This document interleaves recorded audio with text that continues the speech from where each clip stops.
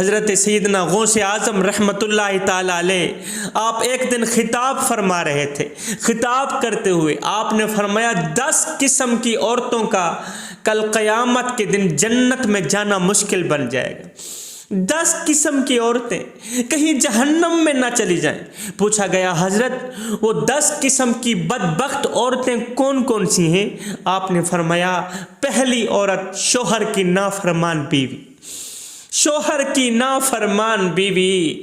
ہے میرے کریم نبی نے فرمایا 2 قسم کے لوگوں کی نمازیں قبول نہیں ہوتی، 2 قسم کے لوگوں کی عبادات قبول نہیں ہوتی، ان میں سے ایک خاوند کی نافرمان بیوی۔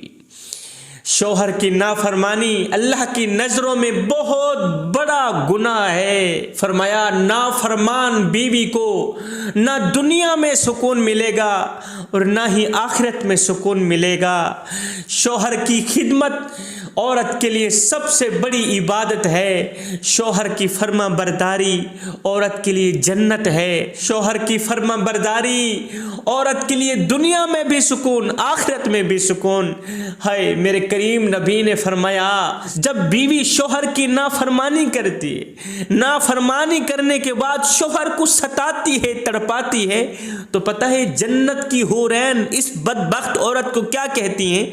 کہتی ہیں او تیرا ستیہ ناس ہو، او بدبخت عورت، اس اللہ کے نیک بندے کو نہ ستا، نہ تڑپا اسے، یہ تیرے پاس چند دن کا مہمان ہے، یہ تو ہمارے پاس آنے والا، کچھ دن بعد یہ تو ہمارے پاس آنے والا ہے، ہماری امانت ہے تیرے پاس، تو کیوں اسے ستا رہی؟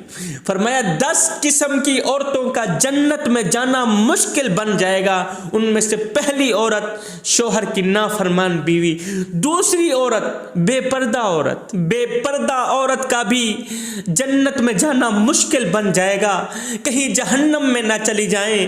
ہائے آج جو لڑکیاں کہتی ہیں جی پردے کا کیا، ہمارا دل تو پاک ہے، ہمارا دل تو صاف ہے، ہمارا ذہن تو صاف ہے۔ میں کہتا ہوں میری بہن تیرا دماغ کتنا بھی صاف ہو جائے، تیرا دل کتنا بھی پاک ہو جائے، فاطمہ بنت محمد سے زیادہ پاک و صاف نہیں ہو سکتا۔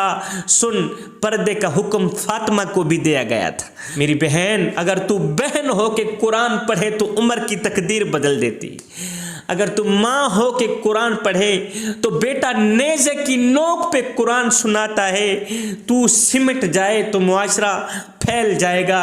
جب مائیں ام الخیر جیسی تھیں تو بیٹے حضرت سیدنا غوث اعظم جیسے جنم لیا کرتے تھے، جب مائیں سیدہ فاطمہ الزہرا جیسی تھیں تو بیٹے امام حسن امام حسین جیسے جنم لیا کرتے تھے۔ ہائے آج کی مائیں ایک طرف بیٹے کو دودھ پلا رہی، دوسری طرف اپنی نظریں ٹی وی کی طرف جمی ہوئی ہے، اور ماں ایک طرف بیٹے کو دودھ پلا رہی ہو، دوسری طرف نظریں گندی فلموں پر جمی ہوئی ہو، پھر مجھے بتاؤ بیٹے فلمی اداکار تو بن سکتے ہیں، وقت کے غوث نہیں بن سکتے۔ جب ماں ایک طرف بیٹے کو دودھ پلا رہی ہوں، دوسری طرف ماں کی نظریں گندی فلموں پر، گندی تصویروں پر جمی ہوئی ہو، تو بیٹے فلمی اداکار تو بن سکتے ہیں، فلمی ایکٹر تو بن سکتے ہیں، وقت کے بایزید نہیں بن سکتے، اللہ کے محبوب نہیں بن سکتے۔ اور میاں جب ماں خود بے حیا ہوگی تو بیٹے بے حیا ہی پیدا ہوں گے۔ حیا کا مادہ اولاد کی آنکھوں میں ہرگز نظر نہیں آئے گا۔ جب ماں خود کہے گی کہ میرا جسم میری مرضی، میں اپنے جسم کو جہاں کہیں چاہوں استعمال کر سکتی ہوں، تو مجھے بتاؤ 12 سال کی بیٹی نہیں کہے گی میرا جسم میری مرضی؟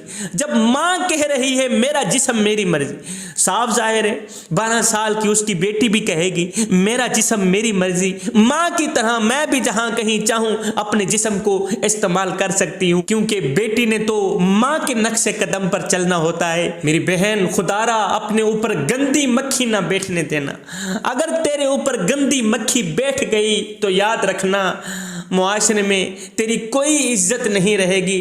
اگر تیرے اوپر گندی مکھی بیٹھ گئی تو یاد رکھنا معاشرے میں تیرا کوئی مقام نہیں رہے گا، پھر تجھے کوئی بھی قبول کرنے کو تیار نہیں ہوگا۔ میری بہن تو جانتی نہیں ہے، اور غلاف جب بھی چڑھتا ہے بیت اللہ پہ چڑھتا ہے، تو جانتی نہیں ہے غلاف جب بھی چڑھتا ہے قرآن پہ چڑھتا ہے، جب بھی چڑھتا ہے قیمتی چیز پہ چڑھتا ہے، کیونکہ قیمتی چیز ہمیشہ پردے میں چھپی ہوئی ہوتی ہے، نظر نہیں آتی۔ میری بہن، اگر تو بھی خود کو قیمتی بنانا چاہتی ہے تو پھر کپڑے کے اندر چھپ جا، پھر حیا کے دامن میں چھپ جا، پھر غلاف کے اندر چھپ جا۔ جب تو پردے کے اندر چھپ جائے گی تیری قیمت بڑھ جائے گی، جب تو غلاف کے اندر چھپ جائے گی تیری قیمت بڑھ جائے گی، جب تو حیا کے دامن میں چھپ جائے گی دنیا تو دنیا رہی، اللہ کی نظروں میں بھی تیرا مقام بڑھ جائے گا، تیری عزت بڑھ جائے گی۔ میری بہن، میرے کریم نبی نے تجھے قیمتی کہا ہے، تو قیمتی ہے اگر تو پردے میں رہے تو قیمتی ہے اگر تو غلاف میں رہے تو قیمتی ہے اگر تو گھر کی چار دیواری میں رہے تو۔ جب تو ان تین چیزوں سے باہر نکل گئی، جب تو غلاف سے باہر نکل گئی، جب تو پردے سے باہر نکل گئی، جب تو کپڑے سے باہر نکل گئی، جب تو حیا کے دامن سے گھر کی چار دیواری سے باہر نکل گئی، جب تیرے اوپر گندی مکھی بیٹھ گئی، پھر یاد رکھنا تو عزت کے قابل نہیں رہے گی، پھر معاشرے میں تیری کوئی عزت نہیں ہوگی، کوئی مقام نہیں ہوگا، پھر معاشرے میں تجھے کوئی بھی قبول کرنے کو تیار نہیں ہوگا۔ میری بہن، یہ برقع تیری آبرو کا پہرا ہے، تیرے گھر کی چار دیواری تیرے حیا کا تیور ہے۔ اگر تو پردے میں رہے تو معاشرے کو عزت ملے گی، اگر تو غلاف میں رہے تو معاشرے کو عزت ملے گی، معاشرے کی بیٹیوں کو عزت ملے گی۔ فرمایا 10 قسم کی عورتوں کا قیامت کے دن جنت میں جانا مشکل بن جائے گا، کہیں جہنم میں نہ چلی جائیں۔ ان میں سے پہلی عورت شوہر کی نافرمان عورت، دوسری بے پردہ خاتون، تیسری لوگوں کے سامنے تیز زبان چلانے والی عورت، لوگوں کے سامنے بولنے والی عورت، چوتھی ہر وقت ہر گھڑی ہر لمحے موت مانگنے والی عورت، پانچویں دین کا مذاق اڑانے والی عورت، چھٹی چغل خور عورت جو یہاں کی سنتی ہے وہاں لگاتی، وہاں کی سنتی ہے یہاں لگاتی، وہاں کی سن کر یہاں لگانا، یہاں کی سن کر وہاں لگانا۔ کیا یہ تجھے زیب دیتا ہے؟ تو حضرت انسان نہیں، تو نبی کی امت نہیں، کیا یہ کام تجھے زیب دیتے ہیں؟ چغلی کرنا تجھے زیب دیتا ہے؟ کیا غیبت کرنا تجھے زیب دیتا ہے؟ کیا دوسری عورتوں کے مردوں کے سامنے عیبوں کو اچھالنا تجھے زیب دیتا ہے؟ تیرے اندر کوئی عیب نہیں۔ انسان نے کوئل سے پوچھا اگر تو کالی نہ ہوتی کتنا اچھا ہوتا۔